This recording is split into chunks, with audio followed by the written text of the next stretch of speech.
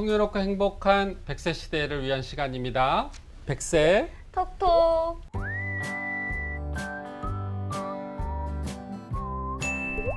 예. 저희가 지난 시간에는요, 내 돈이 주는 월급이라고 하더라고요. 뭔지 아세요? 아, 그게 연금 아닌가? 맞습니다. 지난 시간에 이제 내 돈이 주는 월급에 대해서 수입의 관점에서 이걸 어떻게 최대한으로 좀 다 받을 수 있는지에 대해서 알아봤다면, 맞아요. 그랬다면 이제 남은 게 뭐죠? 수입 반대는 지출. 그쵸. 지출에 대해서는 실제로 어떤 고민들을 많이 하고 계신지 네. 저희가 이게 더 중요한 것 같아요. 그래요? 들어오는 것보다 안 나가게 하는 게 더 네. 중요한 것 같아요. 수입에 있어서 오늘은 지출에 대한 이야기 나눠볼 거고요. 네. 다시 한 번 더 귀한 분 저희가 모셨습니다. 어서 오세요. 예, 안녕하세요. 자, KB국민은행 WM스타자문단의 곽재혁 수석 전문위원입니다. 오늘 두 분께서 말씀 주신 대로 이제 지난번에 이어서 어떻게 하면은 이제 빗장을 잘 걸어 잠가서 그렇죠. 새는 돈을 노후에 잘 막을 수 있을 것인가, 거기에 대해서 또 말씀드리는 시간 갖도록 하겠습니다. 네. 건강 보험료, 여러 가지 세금 이런 게 이제 나중에 노후가 이제 매번 이제 소득이 이렇게 발생하는 게 아니다 보면 굉장히 큰 부담으로 다가올 수 있을 것 같거든요. 네. 맞습니다. 네, 요즘에 이거에 대한 고민들을 이야기하는 이야기도 제 주변에서 많이 듣고 온 해가지고 엄청나게 많이 그러세요? 늘어나신 것 같아요. 네, 2018년 7월부터 이제 국민건강보험법이 개정이 되면서 건강보험료의 3단계 현실화 과정을 갖다가 거치다 보니 이 현실화라는 부분들이 사실상 피부양자보다는 지역가입자를 늘리고 세수를 많이 확보하는 쪽에 지금 포커스가 되어 있습니다. 특히 2022년 7월이 이제 그 마지막 3단계인데요. 다시 한번 이때 이제 피부양자 등록 기준이 좀 대폭 강화될 예정입니다. 1단계, 2단계, 3단계라는 거는 계속해서 그 부담 액수를 늘리는 과정이었습니까? 아무래도 부담 요율도 늘어나지만은 네. 우리가 과거에는 그 피부양자라고 해서 내가 어느 정도 뭐 소득이나 재산 기준이 사실 그렇게 뭐 높지 않으면은 지금 직장인으로 가입돼 있는 우리 네. 아들 명의에 이제 이렇게 등록이 돼서 내가 한 푼도 안 낼 수가 있었잖아요. 네, 그렇죠, 그렇죠. 이제 그런 것들이 점점 더 기준이 엄격해지는 거죠. 그러다 보니 은퇴를 한 이후에 피부양자로 등재가 못 돼서 지역가입자로 빠지게 되면은 이제 그 지역가입자로서 내가 건보료를 납부해야 되는데 그 건보료 부담이 생각보다 만만치 않다는 겁니다. 사실 이 부분들이 과거보다는 또 많이 그 부담이 세진 게 건강보험공단의 사이트라든지 아니면은 그 시뮬레이션 자료를 한번 이렇게 네. 활용해서 계산을 해보면은 네네. 금융자산이 한 뭐 1,000만 원, 그다음 뭐 연금 소득이 한 2,400, 뭐 이렇게 해서 대체로 보면 한 3,400 넘게 연간. 예. 네. 그렇게 지금 살짝 넘게 그 연간 소득이 있고 뭐 주택도 이제 건보료 산정 기준에 맞게 재산세 과세 표준에 그러니까 아마 시가로 치면 거의 한 180%나 200% 정도 수준이 이제 적용되기 때문에 재산세 과세 표준액 기준으로 한 5억 정도면은 5억. 예, 한 시가로는 뭐 한 10억 정도 또 봐야 될 겁니다. 그리고 이제 뭐 그랜저 한 3,000cc 정도 가지고 있는 어떻게 보면은 웬만한 대기업에서 그냥 열심히 근무해서 네. 정년 퇴직하신 분들 같으면은 그런 집 하나 가지고 있고 뭐 IRP나 뭐 그다음 또 내가 계좌에 연금 또는 금융소득 좀 가지고 있고 네. 이런 분들 같은 경우도 사실 이제는 지역가입자로서 건보료를 갖다 많이 납부를 해야 된다는 건데 대체로 계산을 해보면 한 월 30만 원이 넘는 와, 맞네요. 수준이라고 보시면 됩니다. 부담이 점점 가중되고 있는 것 같은데. 네, 맞습니다. 뭐 이런 부분들은 어떻게 상담이 들어오면 어떻게 네, 해주시나요? 예. 기술이 들어가십니까? 일단은 이것도 좀 사전에 미리 좀 준비해 두는 부분들이 있으면 제일 좋고요. 아까 말씀드렸던 대로 처분한다든지. 네네. 건강보험료 같은 경우는 어차피 부과되는 게 세대 단위예요. 사실 그래서 이거는 뭐 증여라든지 이런 식의 처리는 아니고 부채 부담이 큰 부동산 같은 걸 미리 사전에 처분한다든지 이런 식으로 접근하셔야 될 겁니다. 건보료를 보통 절감하기 위한 방법도 여러 가지가 있을 수는 있는데 네네. 그러면 이제 좀 심플하게 한 3가지 정도 뭐 누가 봐도 공통적인 부분들만 말씀드리면은 첫 번째로는 과거 연봉이 아주 높지가 않았거나 또는 아니면 반대로 그 재산 기준이 이제 큰 부분이 있어요. 요거를 좀 말씀드리기 위해서 잠깐 그 건보료의 그 지역가입자 부과 체계를 말씀드리면은 현재 지역가입자의 건강보험료 부과 체계는 크게 두 가지로 나뉩니다. 네. 소득 기준, 재산 기준. 이제 2022년 7월부터는 소득 기준이 연 2천만 원 이상. 이 소득 기준은 이제 뭐 연금 소득, 그러니까 공적연금은 해당됩니다. 그리고 뭐 근로소득, 그다음 사업소득, 기타 소득 이게 다 합산이 되는 거고요. 그리고 이제 재산세 과세 표준액 기준으로 말씀드렸던 그 재산은 3억 6천 3억 넘어가면. 6천. 그러니까- 연 2천만 원에 자산은 3억 6천. 예. 그러니까 이제 이게 5호 조건으로 들어가기 때문에 지금은 웬만큼 자산을 모으시고 그냥 그러네. 은퇴만 하셔도 그게 그러네. 다 해당이 다 된다고 해당이 봐야 될 돼요. 것 같아요. 예. 네. 제가 말씀드리고 싶은 부분들은 이제 건보료를 절감할 수 있는 첫 번째 방법으로 소득이 그렇게 과거 직장 다닐 때 많지 않았고 또는 그 현재 재산 기준이 은퇴 이후에도 너무 많아서 만약에 지역 가입자로 분류됐을 때 건보료 부담이 이제 커질 것 같다 그러면은 네.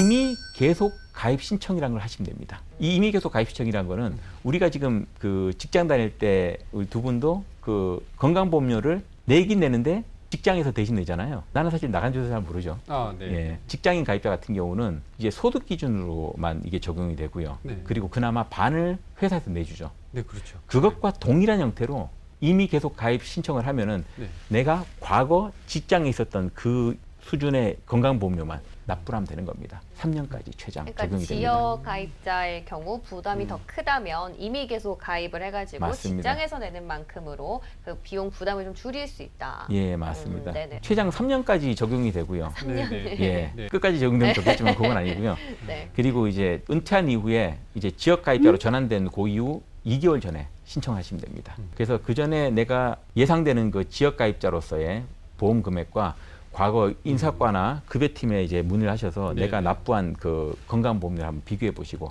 네. 저렴한 쪽으로 아. 선택하시면 될 것 같아요. 아, 네. 또 하나 같은 네. 경우는 이제 비과세 금융 상품 같은 경우는 아까 제가 금융소득도 이 소득 기준에 포함된다고 그렇죠. 말씀드렸잖아요. 네. 근데 어쨌건 비과세 금융 상품은 여기 포함되지 않습니다. 예.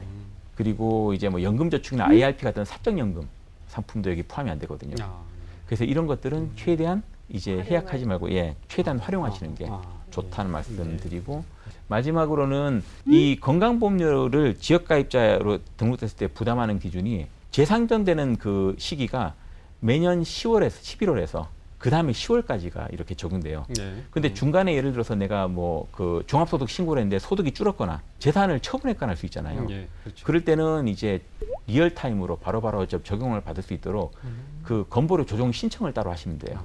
괜히 11월까지 기다릴 필요 없이 미리 들어가서 다만 몇 자산 달이라도 변경 소득 또는 자산 변경이 있었다라고 네. 빨리 가서 신청을 말씀하시면 해서 됩니다. 조정을 받아라는 이야기죠. 그 맞습니다. 비용적인 측면에서 네, 저희가 네. 또 부담을 조금 네. 감할 수 있는 그런 음. 방법들을 소개를 해드렸고요. 또 마지막으로 요즘에 이제 베이비 부머 세대에서는 또 자녀에 대해서 고민을 많이 한다고 앞서 말씀해 주셨는데 예. 어떤 부분들일까요? 뭐 그렇게 물려줄 자산들이 좀 많은 분들뿐만 아니라 요즘에 그런 이제 뭔가 플로우가 좀 대두가 되고 있다고 말씀해 주셨잖아요. 예. 일단 말씀드렸던 대로 베이비 부모분들의 자산 축적이 사실 과거 선배 세대들보다는 많이 좀 돼 있는 상태잖아요. 그렇죠. 네. 예를 들어서 그분들이 이제 사망하셨다거나 이제 뭐 이런 것들을 가정할 때 상속세가 야 집안 침대에 상속세가 나오겠어 이럴 수도 있습니다. 근데 한번 생각을 해보면은 처음에 내가 사망을 한 그 피상속인의 관점에서 볼 때 집이 12억짜리가 한 채 있다 그러면은 네. 일괄 공제가 일단 5억이고요. 그다음 배우자가 살아있다면 이제 배우자 공제 5억을 추가로 받을 수 있습니다. 네, 네. 그러면은 2억은 2억이 납니다. 예 세금을 내야 되는 내야 되죠. 예 네. 부분이 생기는 과세 거죠. 대상인 거죠. 2억이. 맞습니다. 네. 그러면은 뭐 여기서 물론 다른 공제들이 또 있긴 있는데 우선 그냥 심플하게 놓고 이 2억이라는 부분들이 이제 뭐 세금이 나온다 그러면은 우리 그 상속세 과세 기준으로 보면은 세율 기준으로 보면 3천만 원 정도를 이제 내야 되는 거죠. 아. 상속세 과세 표준이 다 확정되고요. 모든 공제가 다 끝난 다음에 이제 1억에 해당하는 부분은 10% 그러니까 이제 1천만 원 네, 네. 세금을 내야 되는 거고요. 또 나머지 5억에 해당하는 부분들은 20%, 아, 예, 10억에 해당하는 부분 30% 이런 식으로 계속 이게 세율이 누리는 올라가네요. 예. 그래서 제가 아까 예를 네네. 드렸지만은 네네. 10억 남짓하게 재산이 있는데도 이게 상속세가 나올 수 있네 라는 부분들은 아까 말씀드렸던 대로 뭐 지금 집안채 갖고 있으면 서울에서 네. 웬만하면 이제 네. 10억이 넘는 그런 상황인데 세금 부담을 안 안을 수가 없다는 거죠. 그래서 이런 부분들을 어떻게 미리 좀 그 세금을 더 줄일 것인가. 제일 좋은 방법들 또 제일 많이 활용하는 방법들은 역시 사전 증여라고 볼 수 있고요. 사전에 미리미리 증여해서 그 증여 재산에 대한 그 공제를 보통 10년 단위로 해서 미성년자 2천만 원, 성년자 5천만 원씩 5천만 이렇게 원. 칩니다. 그렇죠. 그리고 사전 증여 같은 경우는 상속세와 달리 상속세는 죽은 피상속인의 재산을 모두 합산하잖아요. 네. 그래서 그 사람에게 모두 이걸 재산을 합산하기 때문에 아무래도 과세되는 금액이 커질 수밖에 없는데 증여는 수증자 받으시는 분들 개개인으로 하다 보니까 물론 뭐 요새 1년에 있는 경우도 많지만 대체로 이제 2년여가 넘는다 감안하면은 네, 배우자분까지 네, 네. 해서 아, 네. 아무래도 분산이 될 수밖에 없죠. 그래서 좀 더 유리하다라고 볼 수 있습니다. 증여를 증여를. 분산을 해서 증여를 하면은 기본적으로 증여세가 상속세보다는 적게 나올 적게 수밖에 나오는 없는 구조죠. 그렇게 되면은. 그래서 이런 사전 증여도 사실 미리 플랜을 세워두시면은 내가 예를 들어서 지금 자녀가 한 30대 초반에 결혼을 할 때 내가 한 3억 5천 정도 뭐 전세금이라도 좀 준다고 증여를 그 시점에 와서 턱 해버리면은 아마 계산하면 못 돼도 5천만 원 정도 그렇죠. 세금이 나올 거예요. 네. 3억 5천만 원을 증여했는데 전세금 네. 내라고. 그럼 5천만 원 또 증여해야 되는 그러니까, 그런 격인 거죠. 네. 그런데 이제 예를 들어서 뭐 10대 때부터 한 5천만 원, 1억 5천, 1억 5천 해서 각 연령대별로 이렇게 나눠서 증여를 했다고 해보면은 제가 이전에 시뮬레이션을 돌려봤을 네네. 때는 한 2,300 정도 수준으로 거의 반 가까이 절약을 할 수 거의 있거든요. 그러네요. 예. 근데 이제 많은 분들이 그 사전 증여란 시스템이 있음에도 불구하고 신고를 안 해서 예. 재수가 좋게 운이 좋게 또 안 걸리면은 또 괜찮으니까 그 기다리시다가 그 시기를 좀 놓치시는 분들이 많은 것 같아요. 그게 이제 그런 겁니다. 그 우리가 횡단보도를 무단횡단하는 게 원래는 범칙금 내야 되잖아요. 네. 예, 근데 하시는 분들도 종종 계시긴 하죠. 예, 안 걸리니까. 아, 예, 뭐 이제 그런 개념으로 봐야 되는 거지. 사실상 일단 그 세법상에서는 어쨌거나 부의 이전이 필요 생활비라든지 또는 아니면 뭐 그 학교 등록금이라든지 이런 게 아니면 원래 세금을 내도록 그렇게 네. 돼 있다고 보시면 됩니다. 자, 저희가 금융이란 주제로 지금 몇 시간 동안 다뤘잖아요. 네. 자, 근데 저는 사례로 이렇게 들으니까 훨씬 더 와닿고, 네, 너무 유익한 시간이 되지 않았나 싶습니다. 네. 오늘 말씀 여기서 인사드릴게요. 고맙습니다. 네, 수고하셨습니다. 네. 저희는 또 다음 이 시간에 다시 돌아오겠습니다. 구독과 좋아요 많이 눌러주시고요. 백세 톡톡